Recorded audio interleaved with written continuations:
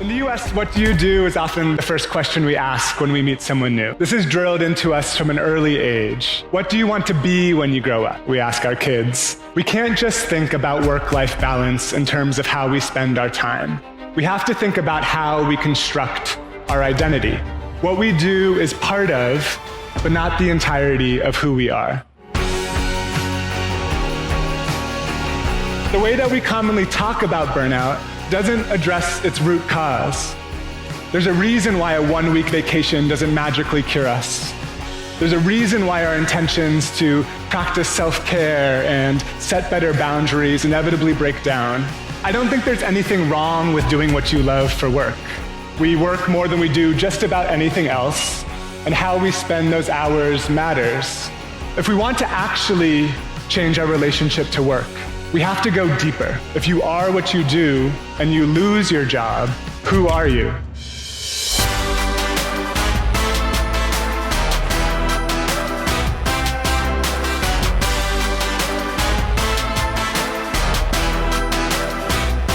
A recent study found that 48% of workers around the globe are burnt out. So the question is, how do we hold what the world values in one hand, what we value in the other hand, and try and find work that sits at their intersection?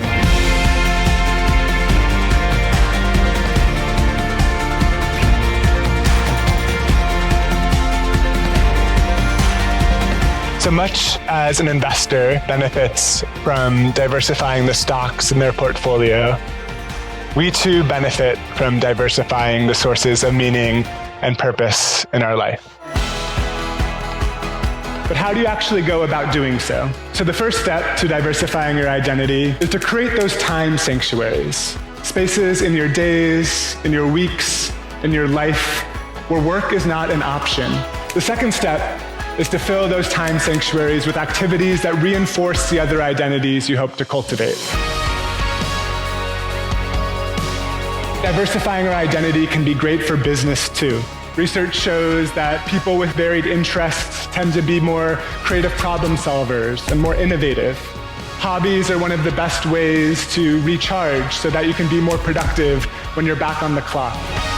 So the next time you're at a party, instead of asking someone, "What do you do?" ask them, "What do you like to do?" Maybe you like to cook. Maybe you like to write. Maybe you do some of those things for work, or maybe you don't. But what do you like to do is a question that allows each of us to define ourselves on our own terms.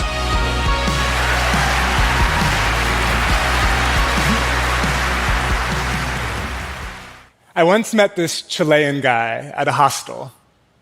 "So, what do you do?" I asked him. "You mean for work?" he responded, as if I had just asked the color of his underwear. In the US, what do you do is often the first question we ask when we meet someone new. This is drilled into us from an early age.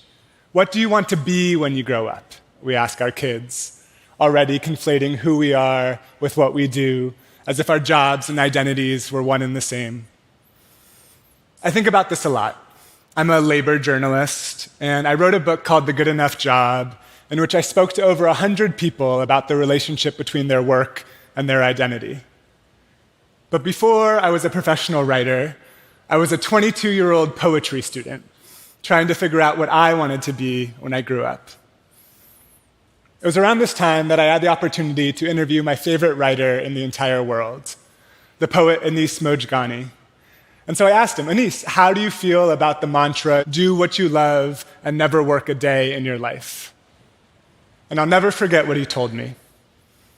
He said, "You know, Simone, I think some people do what they love for work, and others do what they have to so they can do what they love when they're not working. And neither is more noble." I think that last part is key. We live in a society that loves to revere people whose jobs and identities neatly align. And here was my idol, a professional poet no less, telling me that it's okay to have a day job. If we want to develop a healthier relationship to work, we can't just think about work-life balance in terms of how we spend our time. We have to think about how we construct our identity. What we do is part of, but not the entirety of who we are.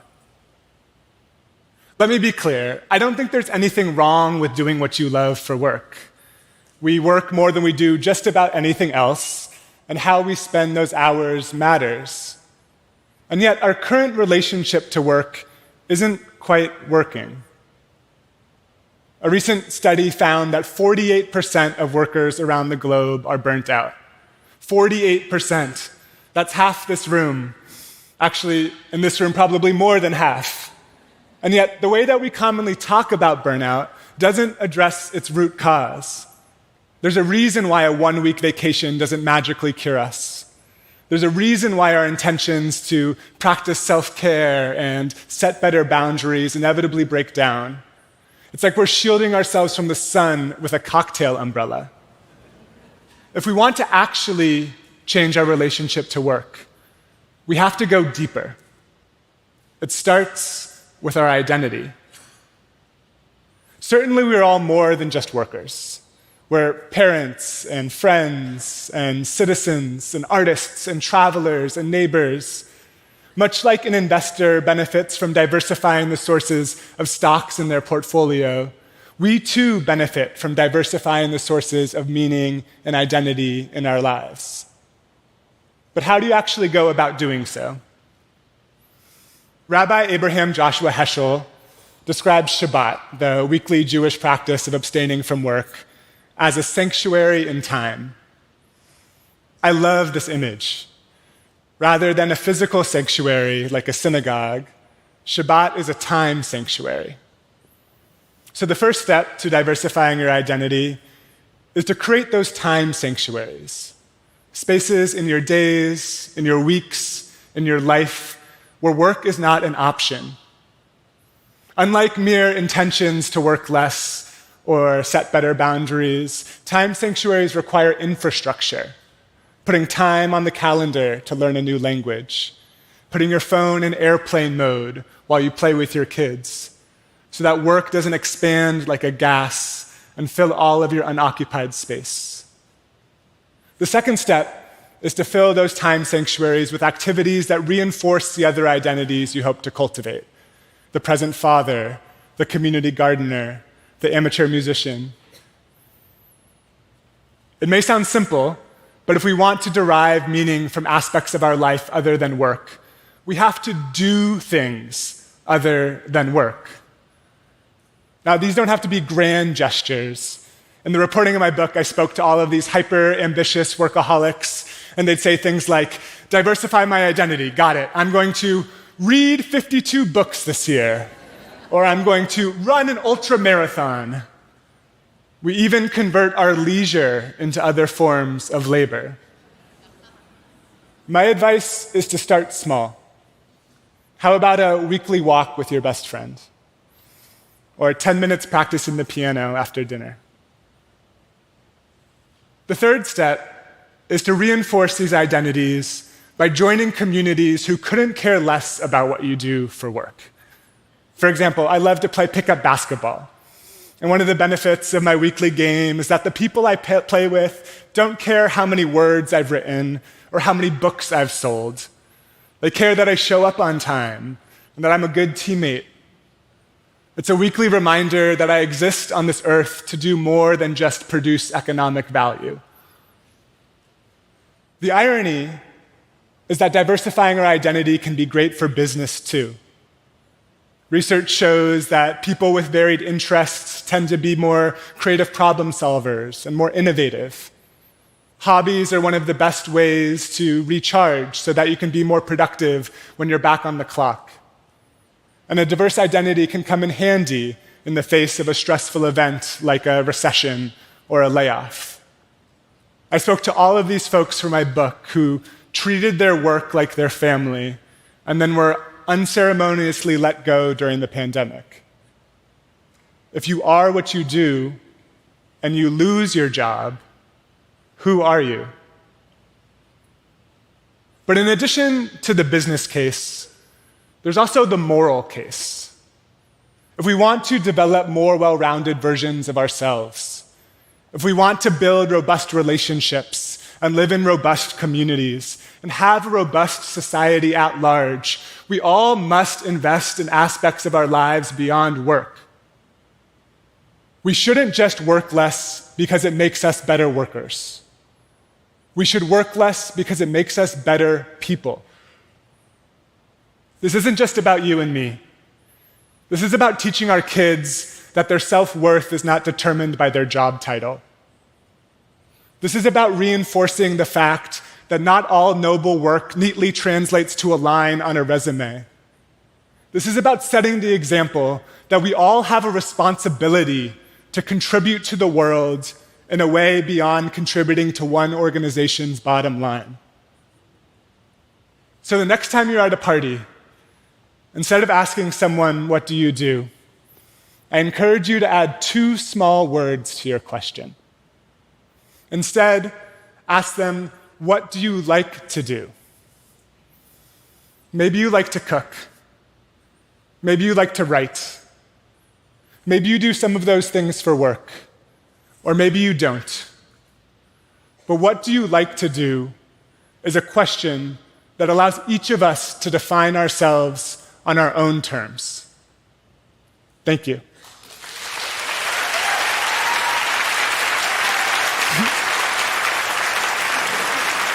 Totally. I mean, the question of what got me to this point is actually the same question of what got me to the book, which is I think I spent my entire 20s playing Goldilocks with different careers. I worked in tech, I worked in advertising, I worked in design, I worked in journalism, and all the while I was trying to find that perfect dream job. Right. You know, we were sold this message, especially our generation, millennials, that if you find your dream job, that's the only way to do good work that matters. That's the only way to live a fulfilling life. Yep. And so I searched really hard. I played Goldilocks with these different careers. I had this sort of drunkard's walk through these different industries. And it all came to a head at this one point when I was about 28 or so. I was working as a journalist. I was working for The Atlantic at the time. And this design firm, IDEO, which you mentioned, reached out about a job. And I was very flattered. It was the first time a recruiter had ever reached out to me. Always take the call. Yep. And so I could passively go through this interview process. And then I find myself at this fork in the road. And on one path, there's sort of Simone the journalist. And on the other path, there's Simone the designer. And, on one hand, it's like, woe is me, the agony of having to decide between First two attractive job wow. offers, But on the other hand, it didn't feel like I was choosing between 2 jobs. It felt like I was choosing between 2 versions of myself. Sure. And, maybe some of the listeners have been through similar situations where you're just kind of standing at this fork in the road. And the TLDR is that I was insufferable. I couldn't make up my mind about which job I wanted to choose. We know something about being insufferable. For the life of me. Yeah, I was talking to my Uber driver and my yoga teacher. I was like, so which job do you think I should take? What would you do? And what I realized is that my identity and my job had become so entwined. They become so yoked together.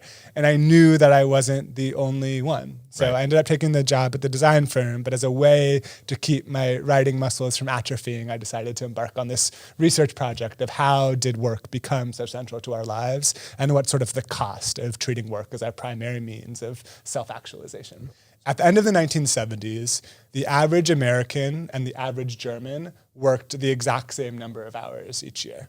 And now the average American works 30% more than the average German. And that holds true with a lot of our peer nations. Even the Japanese, who are historically overworked, Americans work more than the Japanese on average. Wow. So that's one question. It's how did we get here? How did work become so central to our time, so central to our lives? Because the general trend is that the wealthier a country gets and the wealthier individuals get, they work less historically because, frankly, you can afford not to. Yep. If you don't have to work all the time, historically people have chosen not to.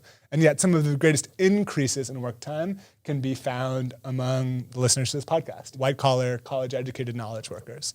So that's one stat. Another stat that I'll bring up is that in the 1950s, over 9 out of every 10 Americans was affiliated with a religion of some sort. And now, almost 3 out of every 10 Americans doesn't have any sort of religious identity at all. And so with the decline of these other sources of meaning and identity in our lives, like religion, but also other forms of community and neighborhood groups, there's this need for belonging and meaning and purpose and identity. And for a lot of people, they turn to where they spend the majority of their time, which is the office. And so that's sort of the question of the book. It's how did work come to be this outsized role in not only our lives, but our sense of community, our sense of purpose, and our sense of who we are. Right. Like a lot of innovation has come out of the United States. I think part of it is this culture of individualism, this sort of American dream ethos that anyone can start the next, unicorn startup or whatever. But I think there's also a lot of costs, and we've seen some of them recently. One is that your job might not always be there. So many people I talked to for the book, were working their way up some corporate ladder, and I spent 15 years working at Google, and then they laid me off in an impersonal email from HR. So that's one question. If you are what you do and you lose your job, who are you? The second is about just expectations. It's like, how high do we set the bar for what work can deliver? There's a line in the book that our desks were never made to be our altars. And so if you're always looking to work to be perfect, to be a dream, it can create a lot of room for disappointment when you're faced with the inevitable monotony or tedium that exists in any line of work. And I think the third, which is really why I am most interested in the book, is that if we are only investing in one facet of who we are, our work self, then all these other parts of who we are can wither. Certainly we're all more than just workers. We are friends and family members and, amateur adult league baseball players. Stars. And if we don't invest in these other aspects of who we are, then it's a lot of pressure to put on just our work. It's it's like balancing on a really narrow platform that's susceptible to be blown over by a gust of wind. The thing that layoffs do is they lay bare the relationship between employees and employers, which is to say it's a transaction. It's a contract where employees give their time and their labor, and in return, they get a paycheck. And if an employer or a corporation ever feels like they want to cut costs, their fidelity to their bottom line is always going to trump their faithfulness to their people. And so having gone through a layoff myself, and I'm sure other people that are listening to this pod have as well, you just see that it's a transaction, and it might be framed as something else. This is a vocation, this is a family, this is a calling, we're here for this mission. But, when the layoff comes, it shows that maybe this relationship is a little bit more transactional than I thought, which I don't think is necessarily a bad thing. I think that can open our eyes to, as employees, for one, be able to talk about money and not think that it's this like taboo topic and you're somehow undermining the company's best interest if you're trying to advocate for what you deserve. I think the second thing is it allows us to see work as part of, but not the entirety of who we are. Especially here in the Bay Area, there's so many people that refer to themselves as, I'm a Googler, I'm a member of the Air fam, and then they get laid off and it's like, who are you? But then they go to LinkedIn, they go ex-Googler. Exactly. But immediately update the LinkedIn. There's a big difference between just conceiving of yourself as I am someone who works at Google versus I am a Googler. Right. So as two people who have made their entire work their identities, are we the problem? Have we gone too far? Are we the problem?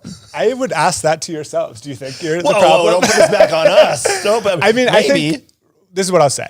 I don't think there's anything wrong with aligning your interests or your passions with what you do for work. So as long as there's other things in your life that you care about too.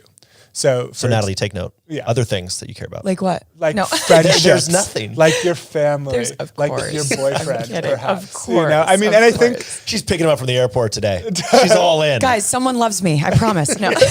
and it's no longer your corporate overlord. Yes. I'll promise you that much. And I just think as long as you can diversify the sources of meaning and identity in your life, it's fine.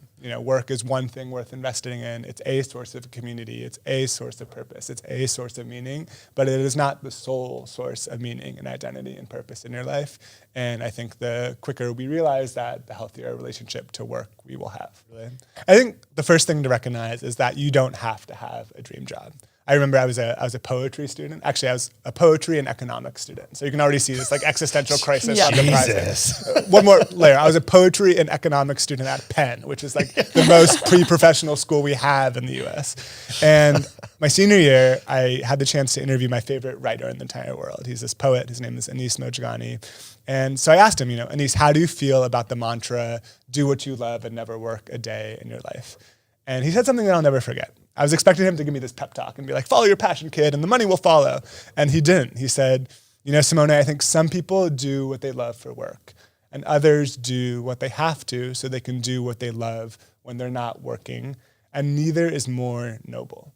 And I think that last part is key. We live in a society that loves to revere the people whose jobs and identities neatly align. The podcasters, the astronauts, the social entrepreneurs, what have you. And here's the professional poet telling me that like it's okay to have a day job, buddy.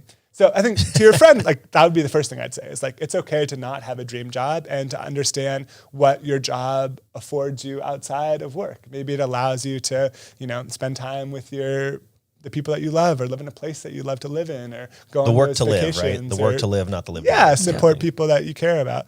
If you really do want to find that dream job, I'd pay attention to what you're doing in sort of the cracks of your day. What are the articles that you're reading about? What are the things that might seem like work to other people that actually bring you a lot of pleasure and help you find a sense of flow?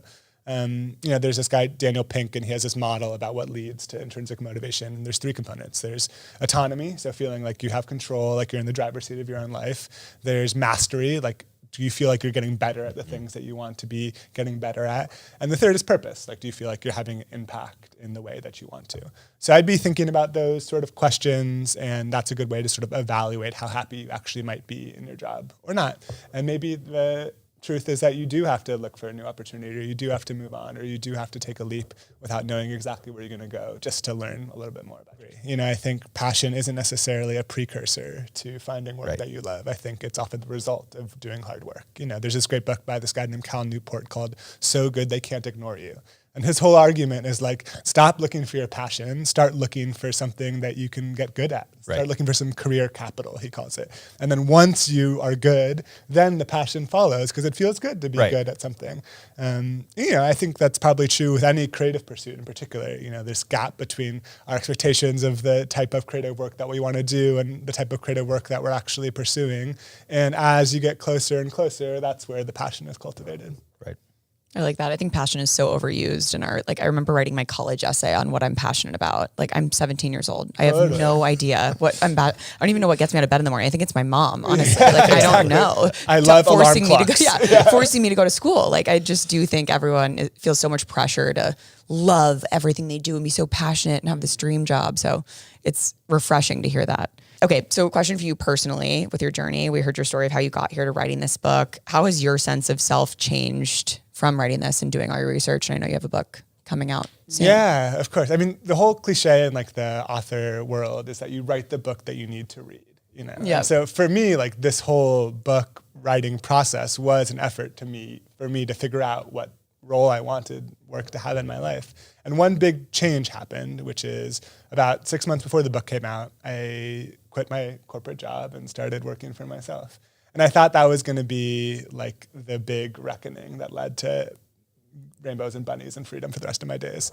And in actuality, I found that I was the worst boss that I'd ever had. It wasn't like some manager or some like culture of a company that was pushing me to work all the time. It was like my internalized sense of like hustle culture, and I'm only good on the days where I cross off a sufficient number of things on my to-do list, and like in Taylor Swift's verbiage, like, hi, it's me, I'm the problem, Yes. And I think realizing that was a really important sort of insight into my own relationship to work moving forward, which is that like no one is going to come and like gift me boundaries. No one is going to come and say like it's important for you to like spend time with your best friends as opposed to just like riding in a cave. Yeah. No one is going to come tell you that like this is the amount of money that is sufficient to support the lifestyle that you want to live. You have to make those decisions for yourself. And I think it applies to people in the corporate world too. It's like unless you define what relationship to work you want to have, your employer will happily do it for you.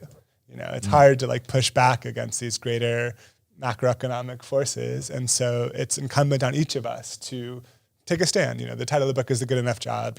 It's not sort of like a resignation that you just like do a good enough job. It's like a good enough job is a definition that you get to define. Like maybe for one person, it's a job that has a certain title or is in a certain industry or gets paid a certain amount of money. Maybe for someone else, it's a job that lets them off at a certain hour so they can take that bike ride that is really the primary source of meaning and passion in their life, or pick up their kids from elementary school. But regardless of what your definition of good enough is, I hope people recognize when they find it, because then they can start investing in aspects of themselves beyond you gotta have to pay your dues, like especially even in a creative field, like being a content creator, being a podcaster, you're not going to start off on day one with 100,000 followers. And so I think, step one is trying to get clear on what turns you on, like what aspects of your job actually excite you. Don't look at my research history. Yeah, bring you alive. We've known each other for a long time, so like the side glance is like well warranted at this point.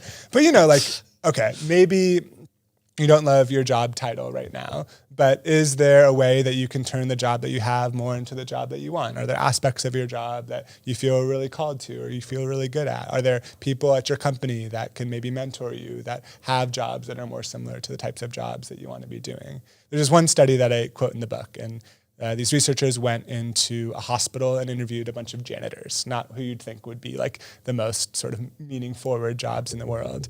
And they found that the janitors roughly broke into two categories. They all had the exact same job title and responsibilities. And some people felt that their job was relatively low skill. They didn't really go out of their way to interact with their colleagues or the people that they were serving. And ultimately, they were pretty unfulfilled by their work.